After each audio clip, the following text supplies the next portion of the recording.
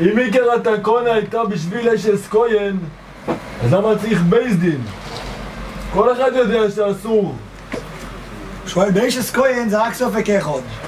האם תחתוב או לא תחתוב? אני שואל בכלל, כל המשחק הזה, מה כל העניין?